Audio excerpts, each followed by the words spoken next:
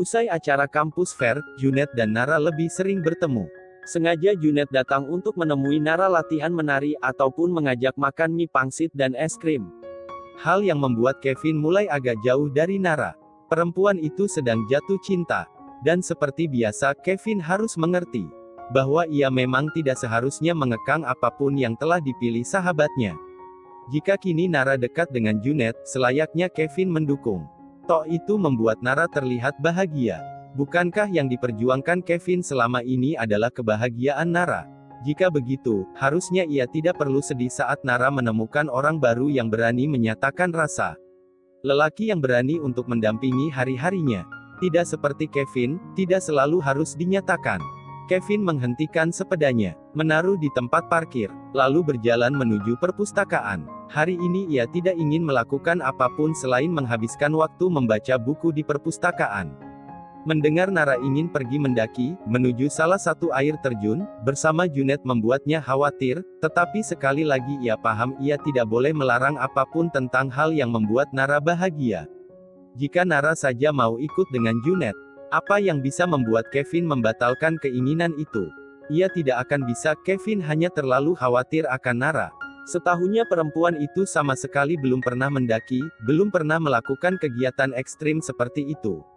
Ia masih ingat, waktu mereka hanya mendaki di bukit belakang sekolah, dan Nara harus dirawat 2 hari di rumah sakit karena kelelahan. Aku kan sudah dewasa, Vin. Nara menyanggah kekhawatiran Kevin. Kamu tenang saja, Junet lelaki yang baik kok, lanjutnya.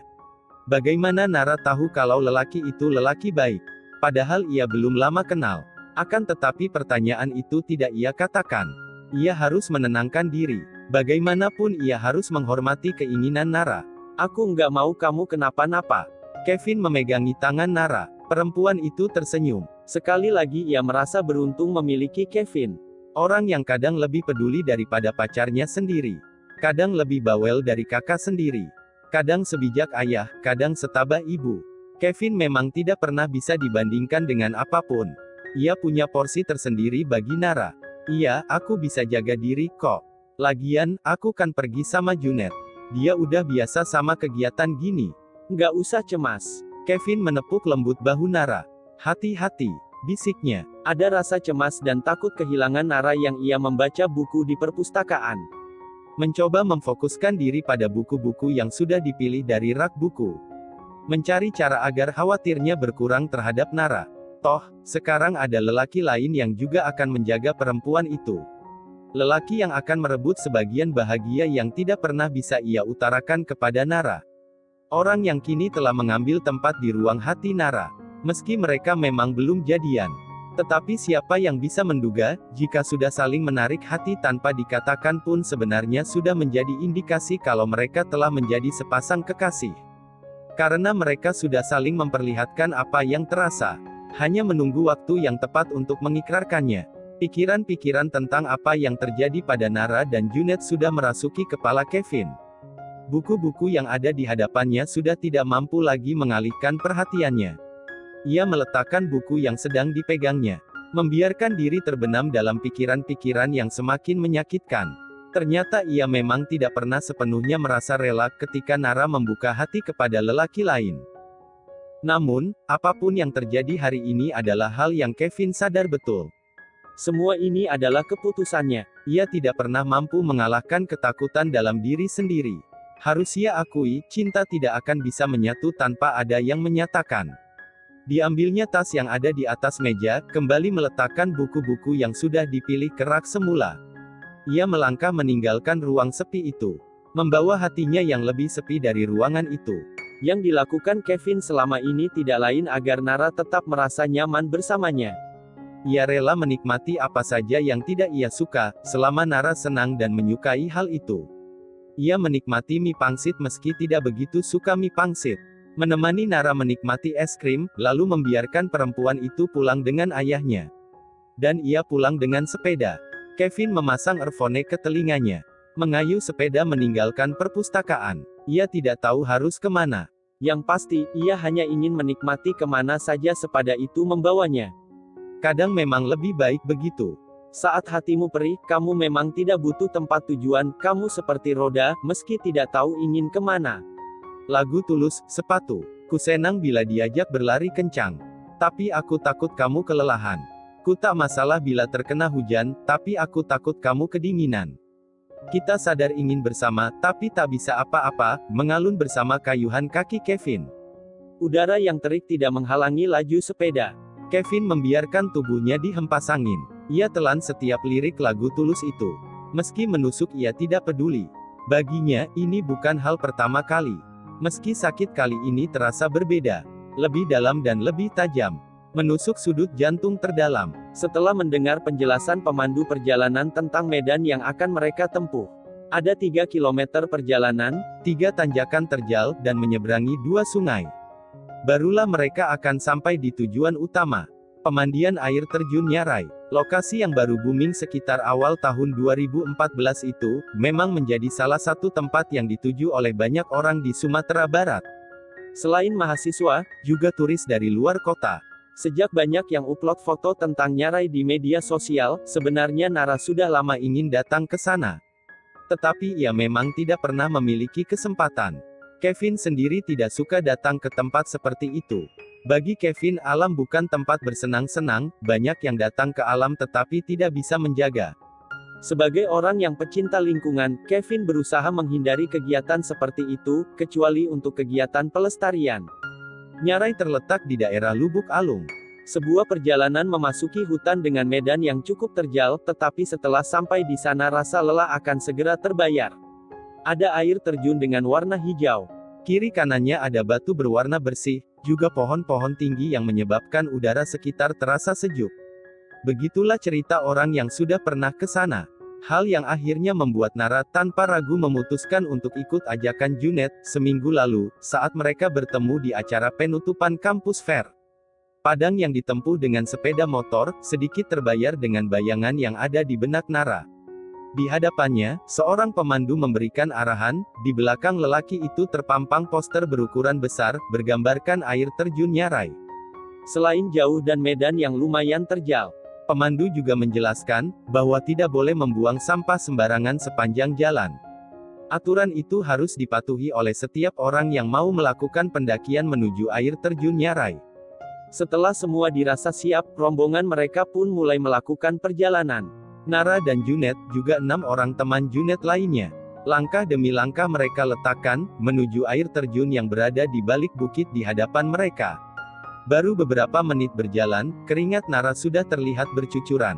Membasahi anak-anak rambut yang menempel di pipi dan keningnya. Junet tersenyum melihat Nara yang masih saja berpura-pura kuat, padahal ia mulai lelah. Kamu yakin nggak mau istirahat dulu? Enggak, nanti saja, kita masih jauh kan? Ya sudah, ayo. Hati-hati. Junet mengulurkan tangan, memberi rasa aman kepada Nara. Lalu mereka melangkah menyusuri jalan setapak menuju balik bukit itu. Sepanjang jalan, mata Nara dimewahkan oleh pemandangan alam yang masih asri. Burung-burung yang sesekali terlihat terbang di antara ranting, bunga-bunga cantik yang tumbuh di ranting pohon, juga kicauan binatang yang membuat suasana terasa beda dari yang ia hadapi selama ini. Semua seolah menjadi terapi yang menenangkan pikiran dari keriuhan mesin kendaraan di kota. Nara berhenti sejenak, matanya tertuju. Di bawah ada aliran sungai, airnya bening. Lalu kembali melangkahkan kakinya, mengikuti langkah teman-temannya yang lain. Junet mengiringi langkah Nara dari belakang, memastikan perempuan itu baik-baik saja sepanjang perjalanan. Begitu sampai di sungai penyeberangan, tangan Junet memegangi tangan Nara. Berjalan pelan-pelan di atas batu sungai yang licin. Lalu sampai di seberang, beristirahat sejenak, karena perjalanan yang mereka tempuh baru separuh. Mereka memulihkan energi sejenak. Pemandu perjalanan mereka bercerita tentang apa saja yang ada di sana. Yang menarik bagi Junet adalah kalau mereka camping di sana, mendirikan tenda, mereka akan mendapat fasilitas tambahan. Pemandu akan menangkapkan mereka ikan segar langsung dari sungai untuk menjadi lauk makan malam mereka. Karena salah satu hal yang harus dimiliki pemandu adalah harus bisa mencari ikan untuk pendaki. Tapi sayangnya, kali ini mereka akan pulang pada sore hari. Lain kali kita kesini lagi, ajak Nara. Yakin kamu kuat? Ini saja udah kelelahan gini. Cek, kuat dong. Aku kan perempuan tangguh. Kita lihat saja nanti. Yang lain hanya tersenyum melihat Nara yang antusias. Padahal sudah jelas terlihat di antara semua rombongan, Nara lah yang paling terlihat tidak biasa melakukan hal ini. Dia yang terlihat kesusahan menyesuaikan diri, tetapi semangatnya patut diacungi jempol. Beberapa menit kemudian mereka kembali melanjutkan perjalanan. Hingga akhirnya mereka sampai di tempat tujuan. Mata Nara menatap kagum, batuan bersih berwarna mendekati putih yang berada di kanan kiri sungai. Di tengahnya ada lubuk yang dilihat airnya berwarna hijau, bukan biru. Meski mereka sampai terbilang masih pagi, tetapi sudah banyak orang yang berada di sana. Keramaiannya tidak mengalahkan tempat pemandian modern. Nara menurunkan kaki, terasa air sangat dingin memeluk kulitnya. Sebagian dari rombongan menyiapkan makan bagi mereka. Di sana juga dijual makanan instan, seperti mie, tapi harganya memang agak lebih mahal dari yang biasa. Junet memerhatikan Nara yang terlihat sibuk bermain air. Perempuan itu melepas lelah dengan memasukkan kaki ke dalam air sungai. Dan memandangi air terjun yang berada beberapa meter di atas lubuk sungai. Meski airnya tidak begitu besar, atas perjalanan panjang yang mereka lakukan.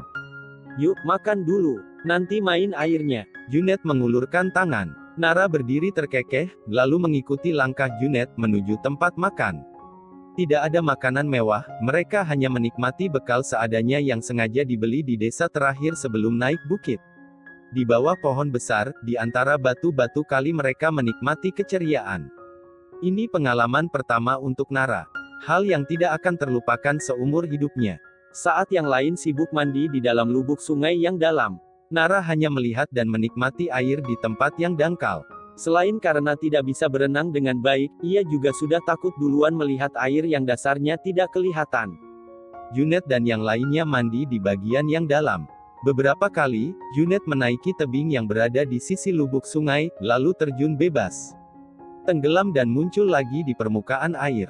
Di ujung agak ke atas sedikit, ada yang menguji nyali dengan berjalan memanjati tebing, lalu melepaskan diri ke dalam lubuk sungai. Mereka melakukan itu di area yang masih aman sesuai petunjuk para pemandu. Beberapa area yang berbahaya memang tidak boleh dijamah. Setelah cukup puas melakukan kegiatan yang menantang itu, Junet berenang pelan mendekati Nara. Kamu nggak mau nyoba? Nara menggeleng, Junet hanya tersenyum. Ia sudah menduga jawaban itu. Segera ia bangkit dari air dan duduk di sebelah Nara. Perempuan itu tersenyum, lalu kembali memandangi orang-orang yang sibuk mandi di bawah air terjun. Junet menarik pelan tangan Nara. Yuk, ucapnya. Entah kenapa, Nara merasa aman saat berada dengan Junet. Tidak ada takut sedikit pun. Ia berjalan pelan-pelan di atas tebing yang berada di sisi sungai itu. Lalu duduk di dekat air terjun kecil yang berada di ujungnya. Kali ini, Nara menatap ke bawah, orang-orang sibuk berenang. Di sekeliling mereka pohon oksigen. Penyejuk lingkungan sekitar. Lembut. Junet menggenggam tangan Nara. Matanya yang berada di bawah rambut mata yang agak lebat hitam itu menatap kepada Nara. Meski bukan pertama kali berada dekat dengan lelaki, tetapi tetap jantung Nara terasa berdebar. Saya tahu, banyak yang belum saya buktikan untuk membuatmu percaya dengan apa yang akan saya katakan. Tapi saya rasa kali ini, di tempat ini, saya ingin kamu tahu bahwa ada yang tidak biasa di dada saya, saat bersamamu. Matanya menatap mata Nara. Perempuan yang kini seolah menahan napas mendengar apa yang akan dilanjutkan oleh Junet. Petik 2. Nara, saya ingin kembali membangun cinta yang jatuh. Dan itu denganmu. Nara berusaha menenangkan dadanya sendiri. Ia menarik tangan dari genggaman Junet. Biasanya, ia akan meminta pendapat Kevin dulu kalau ada yang menyatakan rasa kepadanya, tetapi kali ini Nara tahu apa yang harus ia lakukan. Kembali ia pegang tangan Junet. Tidak ada yang tahu kapan cinta pastinya datang. Tapi kita selalu tahu kapan kita harus memulai. Dan aku ingin memulainya denganmu, hari ini, balas Nara tersenyum. Beberapa temannya yang ikut tersenyum melihat mereka. Air terjun Nyarai itu pun seolah merestui rasa-rasa yang tumbuh di dada mereka. Nara mencoba lagi memberikan hatinya. Kali ini ia berharap semoga ia tidak lagi dilukai. Semoga ia mendapatkan cinta yang tidak lekang oleh waktu, rasa yang tidak lapuk dihempas hujan. Lelaki yang tidak lemah oleh cinta yang lain. Kali ini, sekali lagi, bagi Junet ini adalah pilihan yang tidak pernah ia rencanakan. Patah hati telah membawanya jauh pergi, tapi bertemu dengan Nara membuatnya kembali mengerti tidak ada gunanya menyedihi luka berlebihan, karena cinta akan selalu datang pada saatnya. Pada waktu yang telah disuratkan di bagian-bagian semesta.